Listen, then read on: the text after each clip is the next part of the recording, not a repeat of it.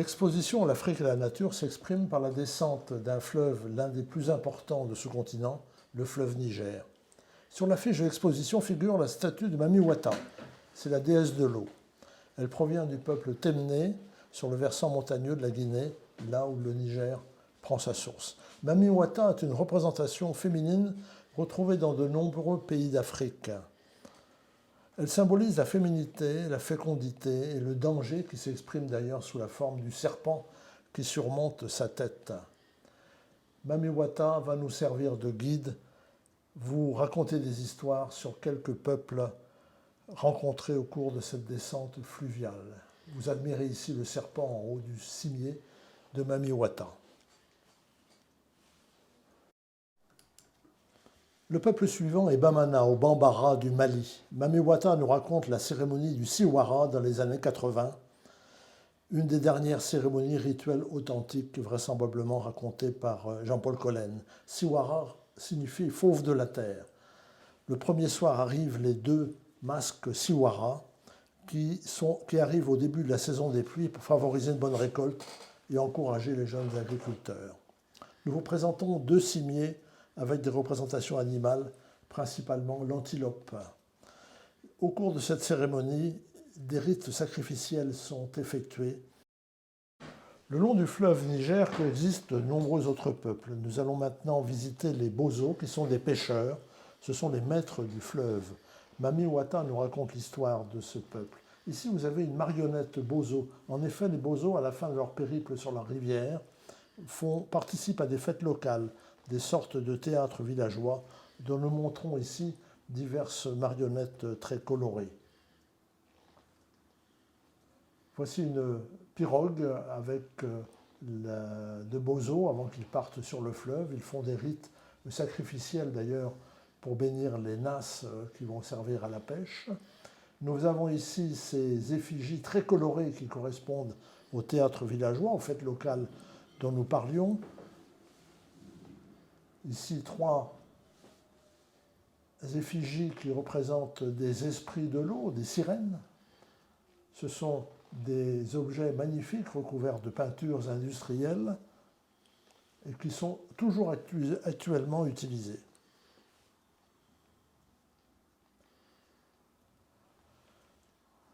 Même les pagaies du peuple Bozo sont assez esthétiques, assez extraordinaires.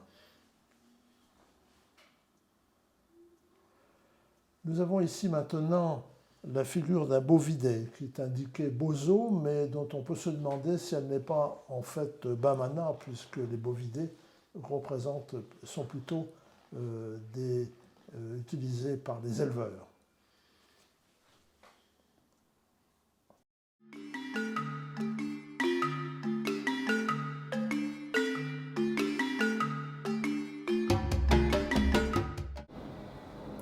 Bien que jusqu'ici le continent africain est peu responsable des émissions de gaz à effet de serre, il subit cependant les effets du changement climatique de plein fouet et les experts du GIEC prévoient 3 scénarios principaux. Au Sahel, avec la sécheresse, il y aura aussi une augmentation des phénomènes de pluviométrie plus dévastateurs et meurtriers.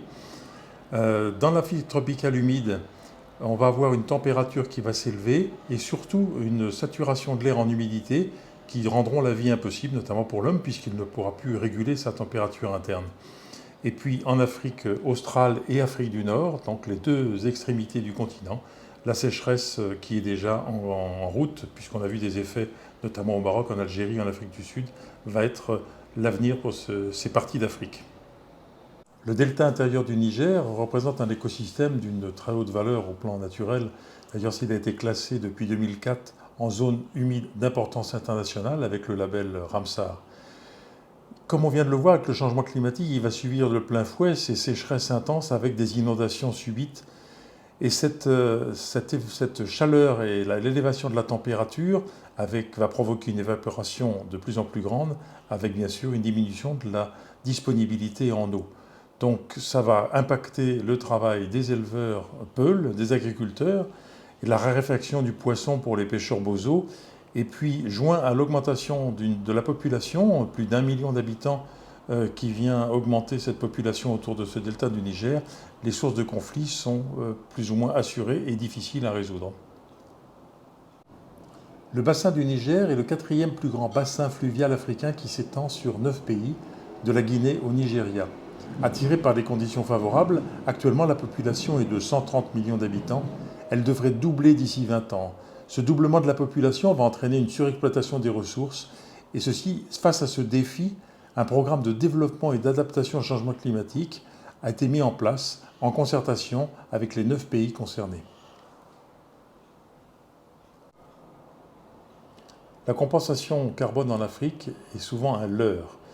Les multinationales du Nord achètent des crédits carbone et financent des plantations d'arbres dans les pays du Sud. Alors ce sont des plantations en quasi-monoculture, généralement du pin et de l'eucalyptus, qui n'ont rien à faire en Afrique. Ils le font souvent au mépris des droits humains, avec des populations déplacées pour laisser place au projet. Les cultures vivrières, bien sûr, et la souveraineté alimentaire sont menacées. Et les compensations financières qui sont annoncées sont non redistribuées aux villageois. C'est une opération de marketing qu'il faut dénoncer. C'est un marché juteux qui bénéficie, en plus des subventions et d'aides du public au privé. En Afrique, comme souvent ailleurs dans les pays du Sud, les monocultures, ici cacao, arachide, café, thé ou palmier à huile, causent d'énormes problèmes. Bien sûr, ils font vivre, entre guillemets, des millions de personnes, mais dans des conditions difficiles, mais ils sont accompagnés de déforestation, des atteintes à la faune et à la flore sauvage et à l'appauvrissement des cultures, sans oublier que ces multinationales sont subventionnées au détriment des petits producteurs qui ne reçoivent aucune subvention. L'huile de palme, bien sûr, est un produit phare que tout le monde connaît.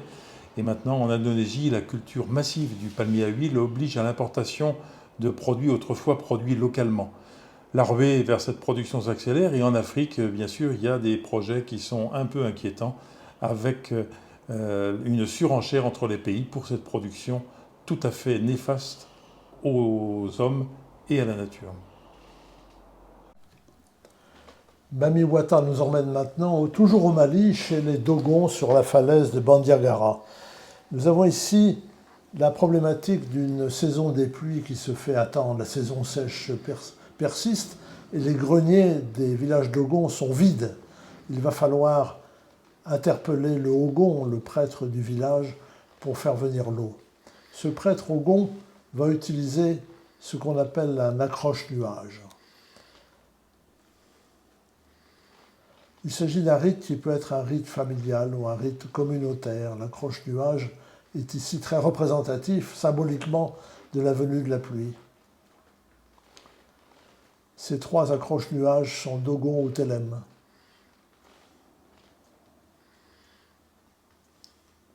Nous avons ici, sur un animal qui est peut-être un chien, une effigie d'imploration de la pluie également, toujours Dogon.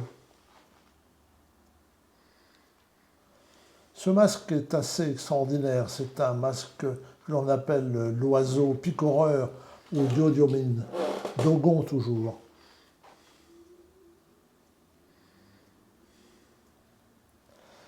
La venue de la pluie permet la culture d'une plante pousse rapide qui est le fonio, qui va pouvoir être mise dans le grenier. Ici, vous avez une porte de grenier Dogon avec le lézard Bagala, qui est l'un des totems du peuple Dogon. Nous voici maintenant tout à l'embouchure du fleuve Niger, dans le delta du Niger, au Nigeria. Il y a plusieurs peuples dans cette région où il y a beaucoup de mangroves, et les Ijo ont des cimiers assez extraordinaires qu'ils utilisent dans les rituels. Ces rituels les amenant en tant que pêcheurs à avoir une pêche favorable et surtout à éviter les dangers de la mer, les crocodiles, les requins, etc. Cette série de cimiers est tout à fait extraordinaire. Ils sont utilisés lors des fêtes rituelles. Toujours dans ce delta du Niger, nous avons ici des effigies d'ancêtres qui sont dans un peuple Ijo qu'on appelle les Kalahari. Nous avons également ici une effigie rituelle Urhobo, c'est un peuple tout à fait proche des Ijo. Les pauvres Ijo ont beaucoup souffert de la pollution du pétrole dans le delta du Niger. Ici, nous avons un casque messager Ijo, un objet tout à fait extraordinaire.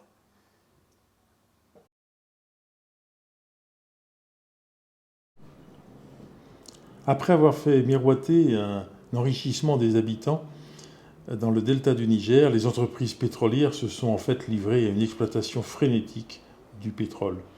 Ils ont négligé les règles de sécurité sommaires et le brut s'est répandu sur les terres agricoles. Un exemple, 18 millions de litres entre 2011 et 2017 se sont répandus sur les terres agricoles du secteur et dans la mangrove. Pollution désastreuse, dont sont victimes ces populations qui devaient s'enrichir.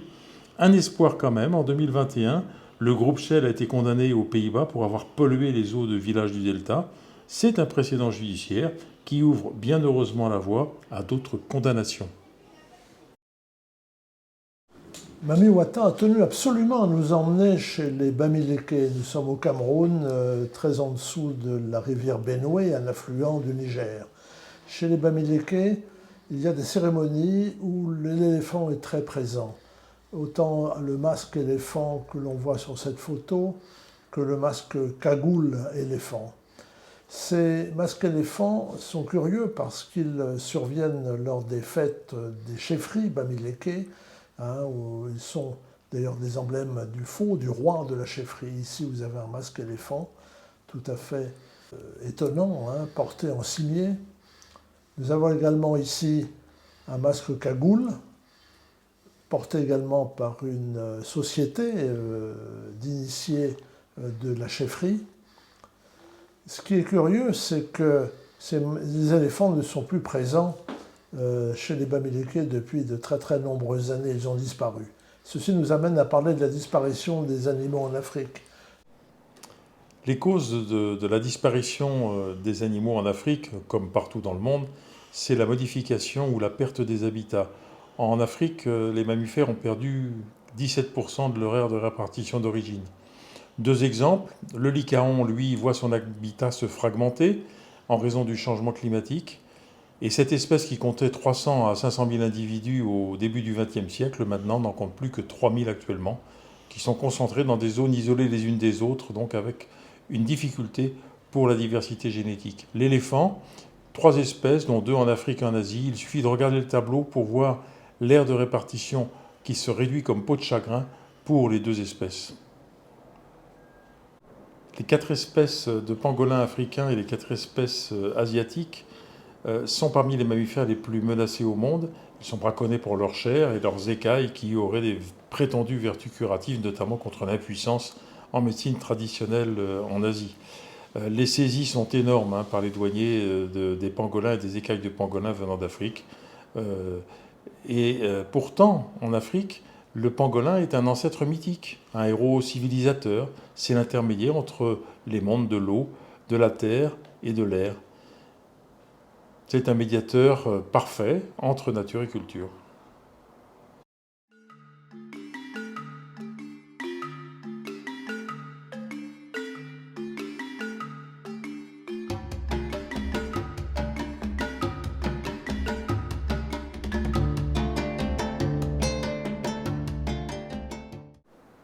On pointe du doigt en Afrique les braconniers, mais il faudrait surtout pointer du doigt les commanditaires des pays du Nord qui importent ces animaux morts, les cornes de rhinocéros, les défenses d'éléphants.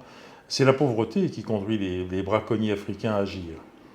Le trafic d'animaux est en 3e position dans les 4 activités illicites les plus lucratives au monde. Et après la drogue, l'arme et les trafics d'êtres humains. Et le braconnage n'a pas connu ni la crise ni la pandémie récente, puisque le 21 janvier en 2021, 9 tonnes de défense d'éléphants et d'écailles de pangolins et d'os et d'espèces sauvages protégées ont été saisies au Nigeria.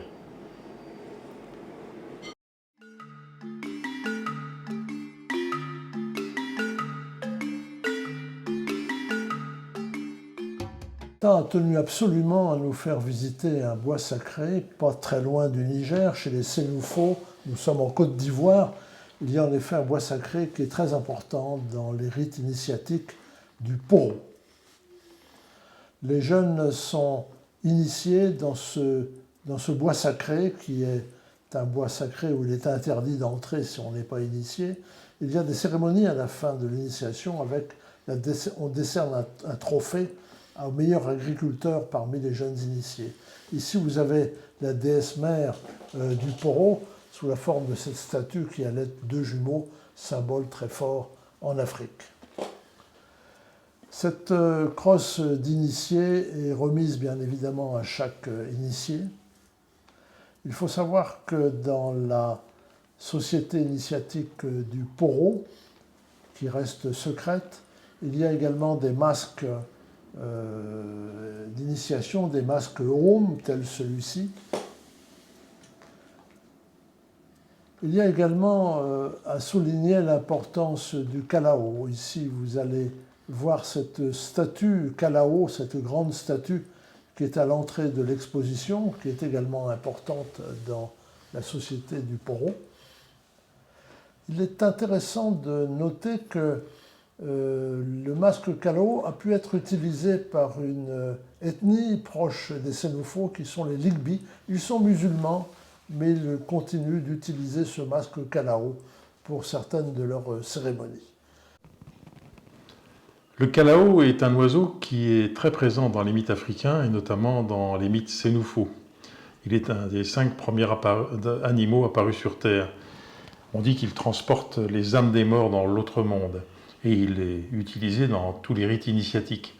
Chaque partie de son corps a une valeur symbolique. Son ventre, c'est la fécondité, le dos, c'est la capacité à endurer les difficultés, les ailes déployées protègent et le long bec, c'est le bec de la sagesse, celui qui parle peu.